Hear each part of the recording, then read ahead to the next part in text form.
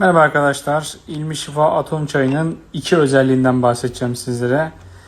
Kışın sıcak, yazın soğuk içilme özelliği. İkisini de demleyeceğim.